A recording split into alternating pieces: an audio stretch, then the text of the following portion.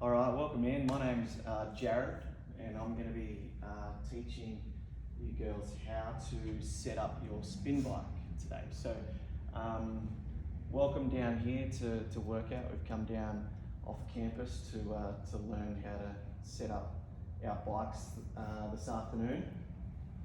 So if I can get you to come across to your bikes, a couple of bikes here, and essentially, before we start, I'm just going to explain a little bit about your bike. So these ones are what we call a Kaiser bike. Different gyms, different studios will have different variations of bikes, okay? So the Kaiser one we're going to use today, the setup we do will be generally pretty transferable to other types of bikes as well, okay? So what I'm going to get you to do is eventually we'll go through some stuff on seat height and handlebar height, and then we'll get on the bike and see how it moves and make any other final adjustments should we need to. So a little bit more about the bike, I guess. Your handlebars are up the front here. There's a couple of adjustments on here. I'll show you on my bike over here so you can have a fiddle around. Essentially there's a handle under here, so grab hold of that and loosen it off, and that first adjustment will allow the handlebars to slide. Have a play around with it, slide forward and back. There's another adjustment under here, under the handlebars. Tighten that one up. Righty tighty, lefty loosey.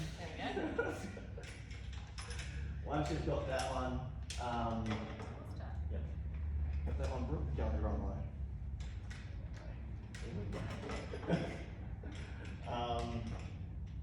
So that one's tight. You've got the other adjustment underneath the handlebars as well. So this one here allows the handlebars to travel up and also to travel down. So there's your two adjustments on the handlebars.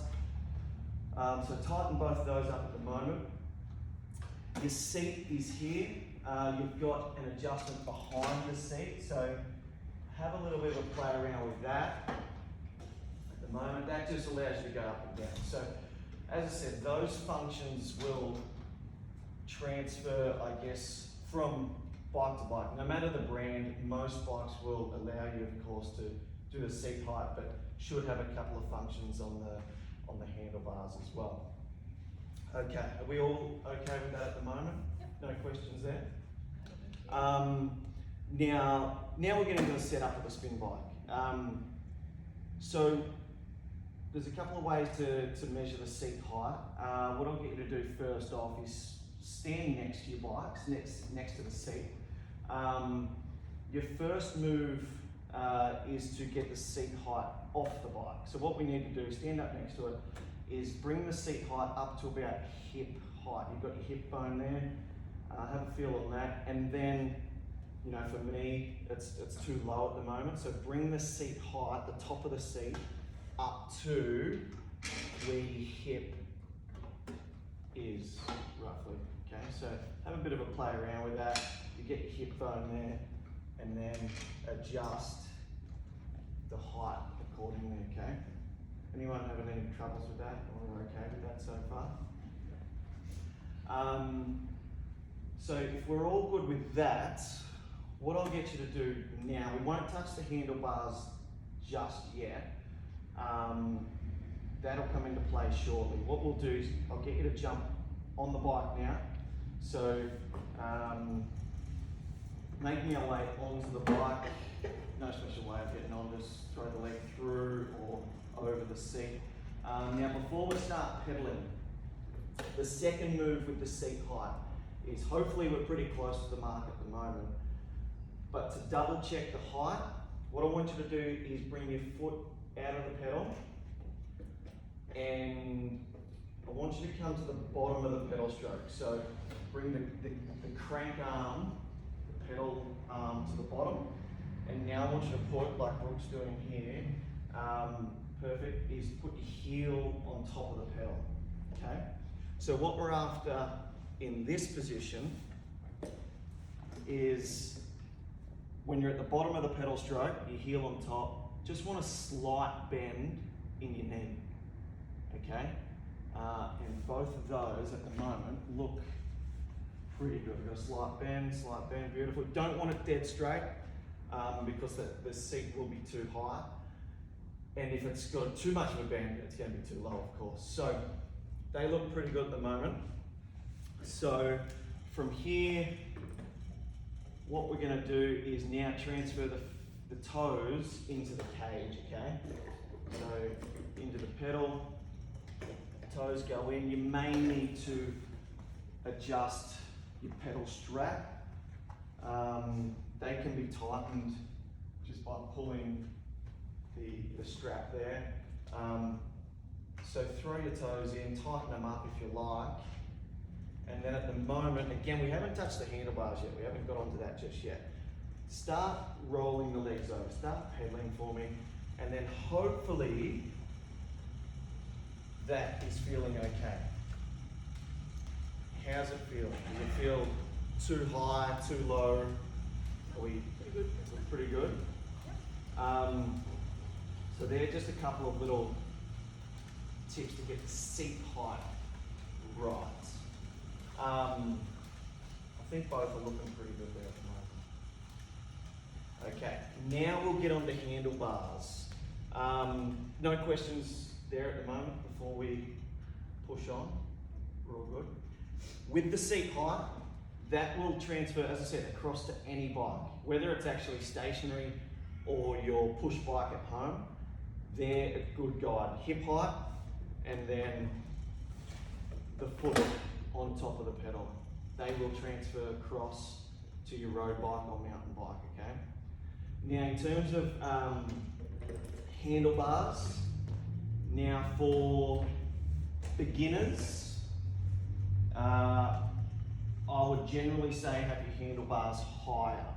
It's a little more comfortable. So what we do there to bring the handlebars up is loosen this one here. It can be done on the bike, but you can jump off the bike and do it if you like, whatever's more convenient for you. But for beginners, we recommend having the handlebars higher, okay? Tighten them up. Lovely. Jump back on. It's all just sort of trial and error now with the handlebars. I recommend having it higher for beginners. It's a little more comfortable when it's up here, okay? A little more comfortable, and then have a feel of that. You can adjust this other one now. Okay, so the one under here, if it feels like it's too far away, feel free to bring it a little closer, okay? You don't want to be reaching too far across to get to it. So the handlebars is more sort of feel, what it feels like. Seat height's very important. Handlebars is more a comfort thing. So if it feels like it's too far away, bring it back towards you. If it feels like you're cramped up too much, take it away from you a little bit. How's yours feeling, Brooke? Pretty good. Pretty good? Comfortable? Comfortable, yep. Yours, Dana? Doing okay? So yes, for beginners, we recommend having it higher. For someone that's a little more advanced, we recommend, if you like, having it a little lower. Okay, so someone that's a little more advanced will have it a little lower. Someone that's more advanced will like to get more into a racing position. You know, they come down. That's not ideal for everyone, particularly beginners. People that are just starting out, yes, a little bit higher, takes a little bit more pressure off your lower back.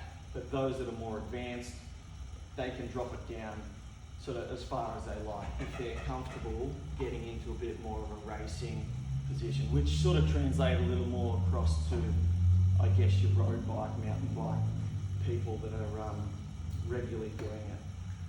So handlebars is totally up to the comfort factor. It's definitely mostly about the seat. What else do we need to cover on this? I guess what I'm going to get you to do is just do a little bit of a standing climb. So what I mean by standing climb, we're going to come up off the seat and do a little bit off the seat. And I guess this is the final adjustment, if we need to, is if you come up and your knees hit the handlebars, that's an indication that you've got them too close, okay? So if your knees aren't touching the handlebars, mine are here at the moment, so I probably need to go a little more forward on this. So that's, again, trial and error, whether your knees are hitting the handlebars there or not. Any questions there at the moment? Pretty good? All right. The rest of the bike, it's all up to you now. So when we run a class, you've seen this little lever in front of you here. There's some data on the computer screens here. This is just the general running of the bike now. So once you've got your setup done, the rest of the stuff on the screen is all the stuff we might use when we're doing a session or we're doing a spin class, that sort of stuff. So we'll have a bit of a play around with it. I'll start from the top on the screen. On the top line, it's RPM, so that is how quick you're pedaling, okay? So if you pedal quicker, your RPMs, revolutions per minute, are gonna go up, okay? If you pedal slower, they're gonna slow down. The second line on your computer screen there, it rotates between watts and the calories you've burned, okay? The watts is how much power output. I won't get too much into it this afternoon, but it's how much power you're generating down through the pedals. And the calories burnt is how many obviously calories you're burning per, whilst you've been on the bike, okay? So watts and calories, it flicks between those two every 10 seconds.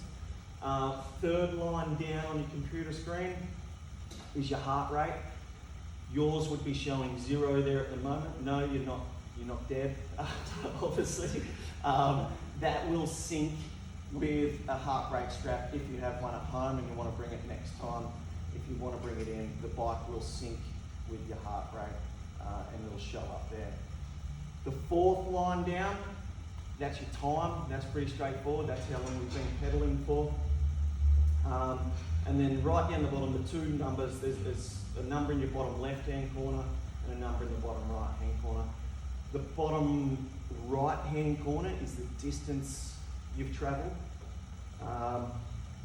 It'll go, I don't know, you've travelled 500 metres, 600, 700, a kilometre, 2 kilometres, 3 kilometres. So it'll have that down in the bottom right-hand corner.